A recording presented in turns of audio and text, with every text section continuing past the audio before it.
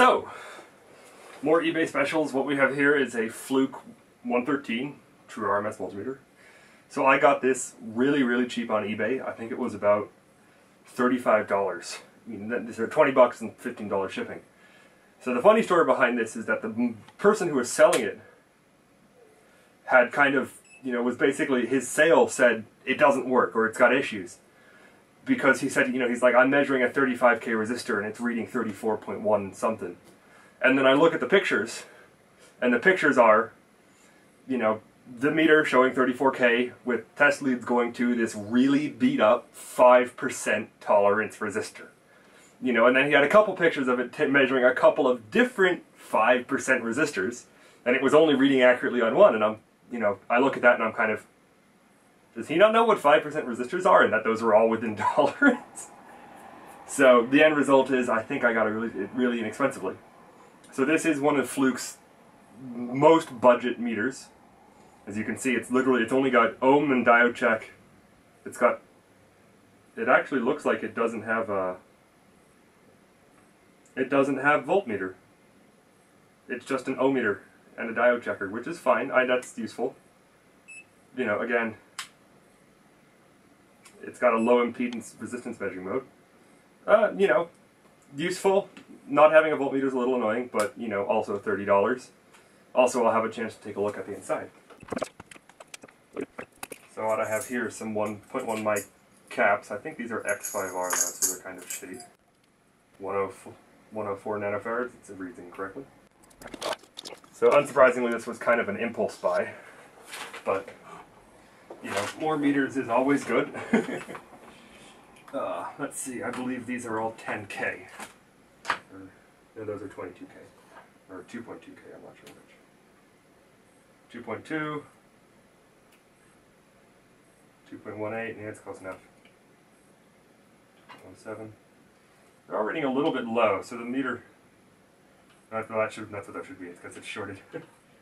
That should be a 10K, 9.89. So it may be possible that the calibration is slightly damaged and it reads a few hundred ohms low.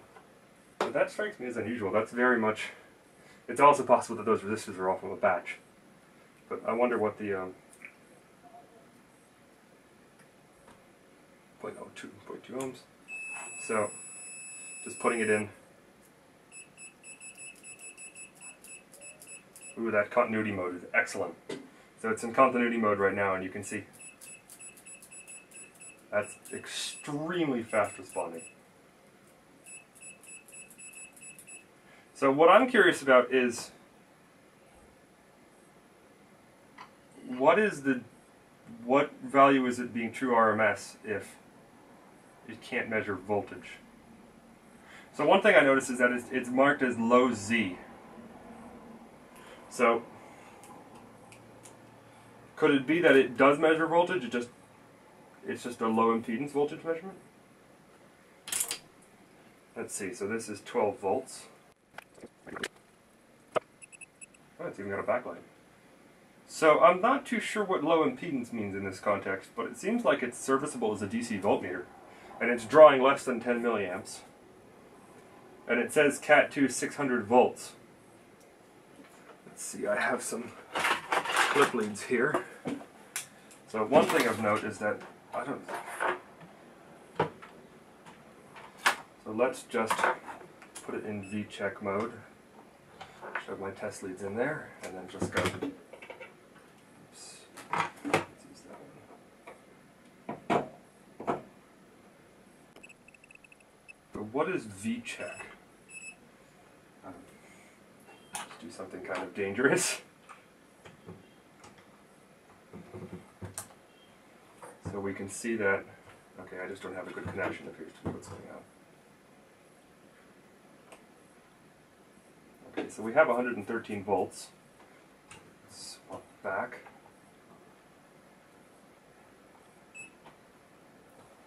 Oh, so it does do AC and DC and everything. So it may just have a lower source impedance.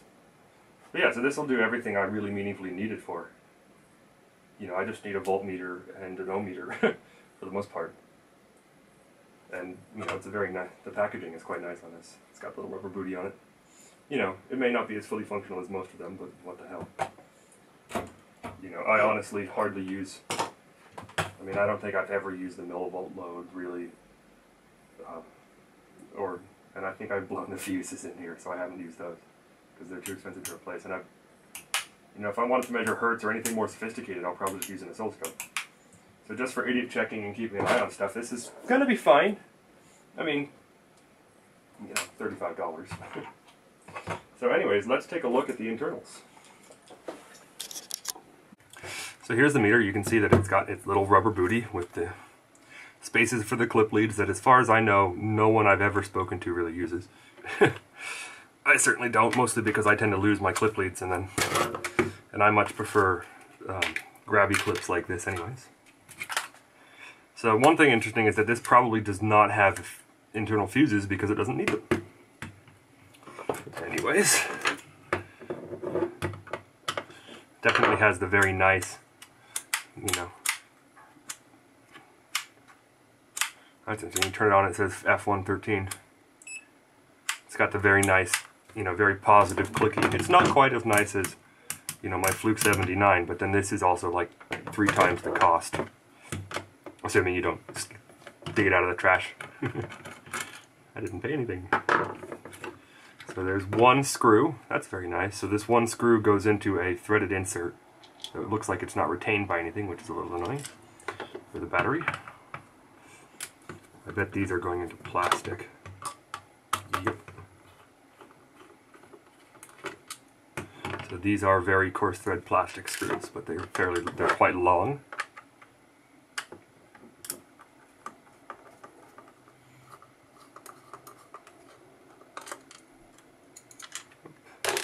Well, there's only those 2 screws, I think. Or is there one? Doesn't seem like there's any more. So, I bet there's like a snap on here somewhere. Oh, okay, it does just have snap. So look at this. So there's a space for, you know, if this is in a case that has the third, you know, the third banana jack, there's a space for the mounting and everything, but it's not present. And you can actually see that it looks like from the circuit board there's no way for it to ever be connected either. You can see it's got the traditional completely molded plastic with brass, you know, shot. Basically they have brass inserts in the mold and they shoot the plastic over it, so you have very high quality banana connections, which is kind of, you know, Fluke quality. And there's a few little screws that may be holding it into the case. Yeah, it looks like they are.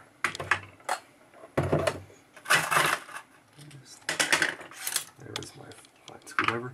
So you can see here that this is the back side of the switch.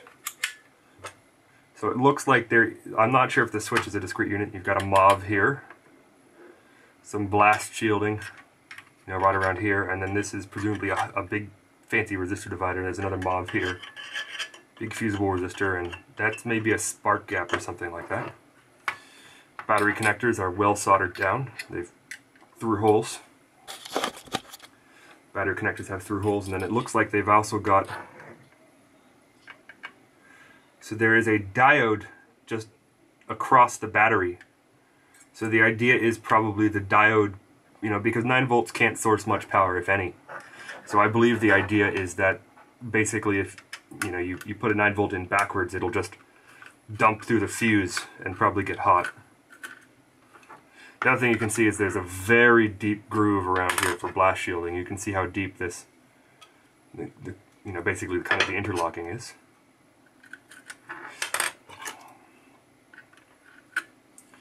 Looks like there's 4 screws holding everything in. This is interesting. There's a mark here for S7. So that's presumably for maybe cal or something, and when this is inserted into the cal test jig or something. I'm not sure. From the look of it, this is either, I think it's a 4-layer board, because you can see how there are some slightly visible traces in there. They normally wouldn't be that, you know, noticeable if it was a 2-layer board, because the board is much thicker. So it could just have a thin board. It doesn't look like it though.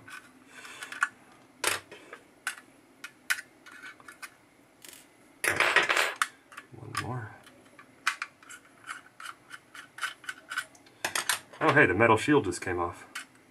Oh wow, isn't that nice of them? So look at that. So this metal shield just has little tines at one end that sit in there and hook down.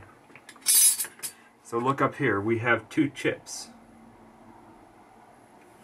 This is a MSP 430. You can see this is a 430F, and then this is presumably the analog digital converter. And we can see some very interesting layout stuff in here. I'll switch to the macro lens in a minute. Let's see, is the board free? This is very nicely constructed, especially for something that was so budget. Now, maybe not for the guy who paid for it originally. There are little hooks on the sides which retain the board. Just kind of walk it up. Oh hey, so the switch is just...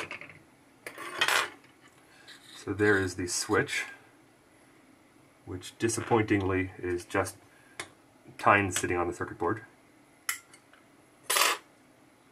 So, let it come loose. Yeah, so you can see we just have spring tines that just sit on the circuit board, and it's definitely a 4-layer board. Maybe even more, though I doubt that. So there are the tines for the position switch. It's quite a complicated switch. You can see that it's got 4 largely separate sectors. And then here are the little buttons for the front panel. Just snap that back on. So then you can see that, whoa, there's a little retention plate that sits over here. Do I have this on the right way? I do. So this, oh, I see how it sits. Yeah, there we go. So there's it's got a little cover on it.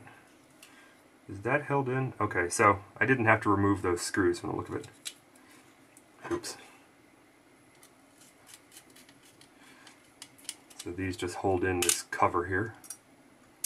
Oops.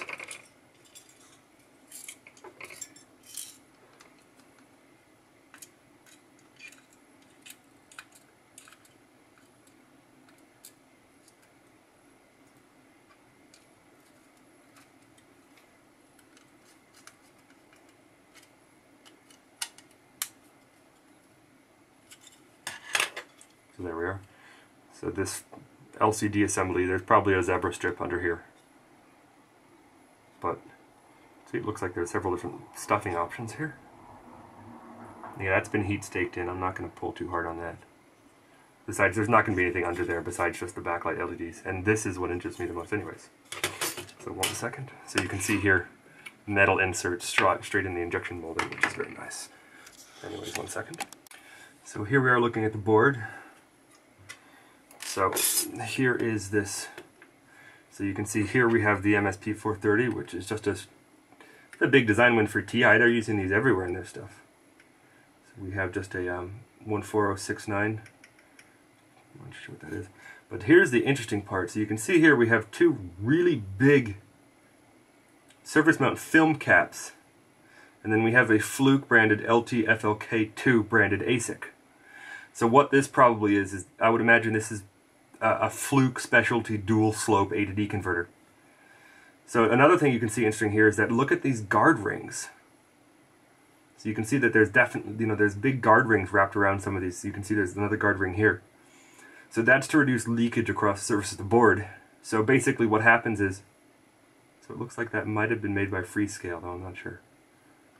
Can't tell if that's the Freescale logo or just a graded end. So what happens basically is, because there's going to be some resistance between this trace and all of the nearby traces, is if you put a trace in the middle and you drive it at the same voltage as this trace, because there's no voltage differential between these two, you don't get any current flow. And then any current flowing from these external traces that runs into, that flows this way, gets absorbed and sunk or sourced from this trace. So the idea is that it's a way to prevent leakage across the surface, of the circuit board. So it's just interesting seeing how they're kind of, they're obviously trying to reduce leakage, so these are probably used for ultra high precision integrators for the dual slope, which is why they're going to be film caps. It's also 22 nanofarads each. So it's maybe possible that they change ranges by switching some of these in or out or something along those lines. You can see that's kind of interesting, and then Down here you can see some of the internal traces, but if we flip the board over, well, you can't see it anymore. But see, there's a plane in one of the interior layers, and you can't tell it theirs. So anyways, you can see down here, here's this really big high precision input resistor divider. So presumably this is for measuring the higher voltage ranges. So it looks like this is probably a thermal cutout, a RT1. And then these are probably metal oxide varistors. And you can see we've got a big resistor here.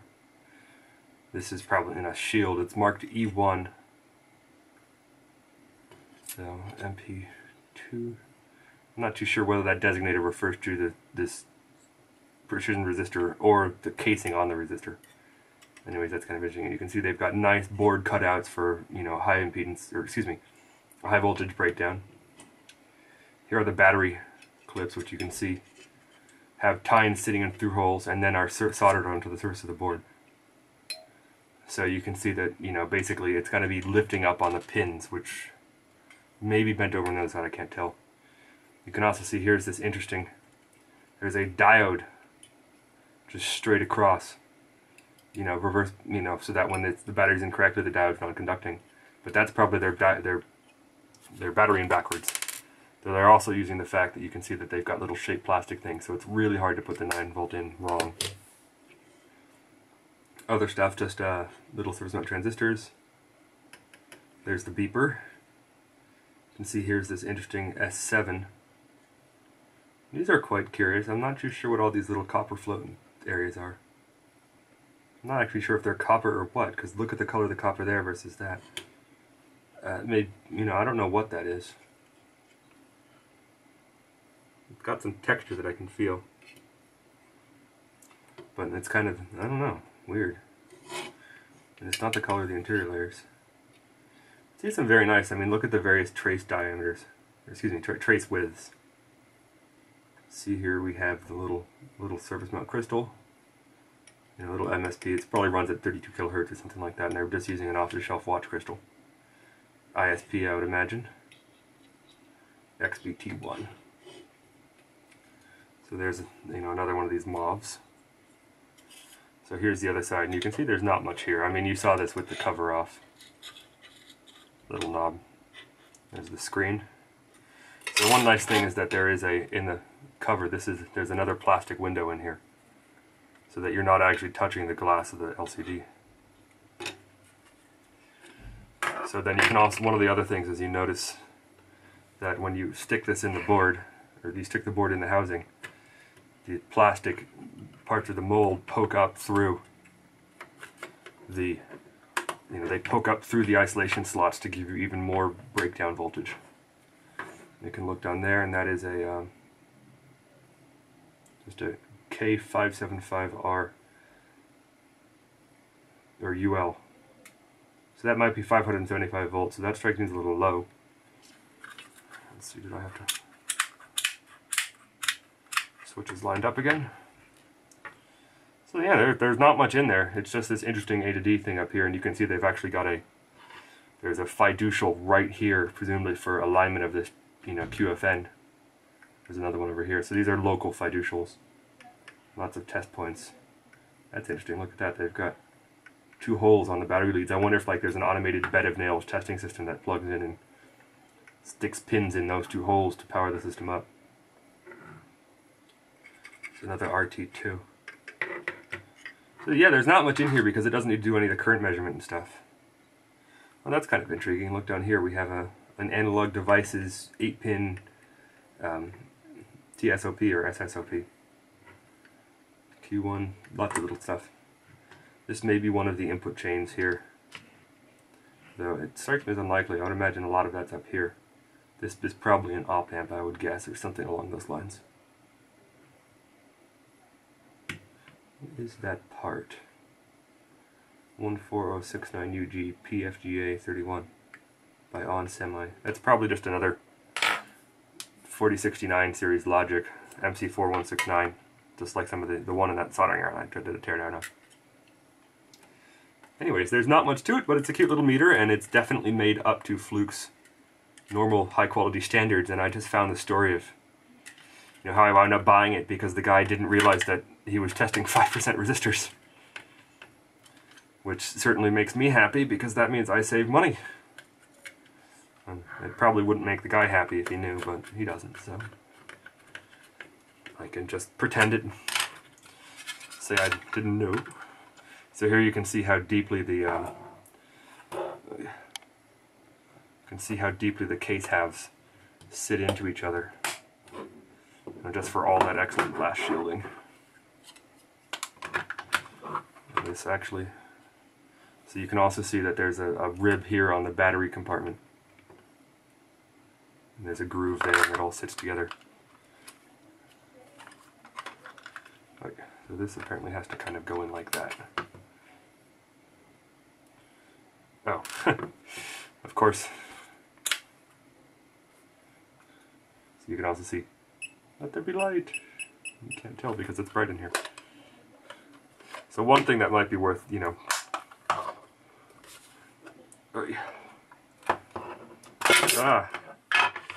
it might be useful to, put the screws in the banana plugs. And won't contribute to measurement error. That's why it's useful to keep track of all the screws you take out of something. Oh, and I should probably put the shield on. I'm smart. SMRT smart.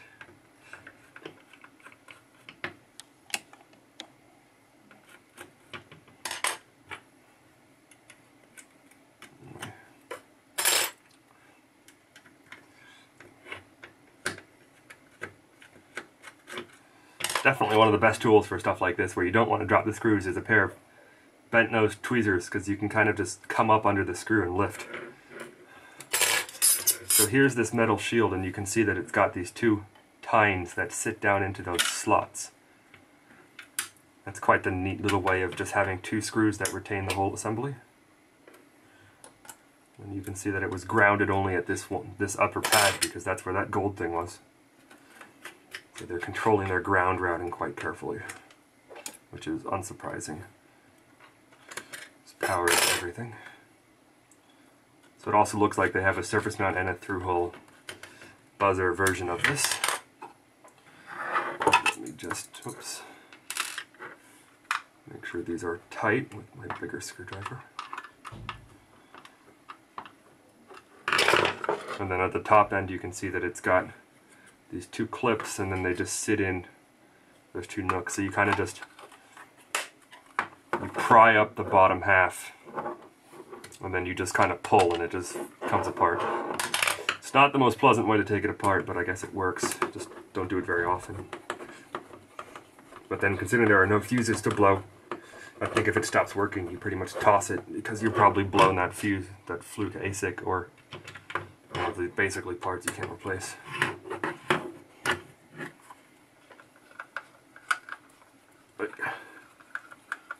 So my only predominant complaint about this meter is just that this screw, you can see it's got a metal insert for the battery screw, the battery casing screw. But unfortunately there's no, it's not a captive screw, so it's totally possible to lose that, because you can just drop it when you're taking the system apart. But anyways, there's the meter. Let's see.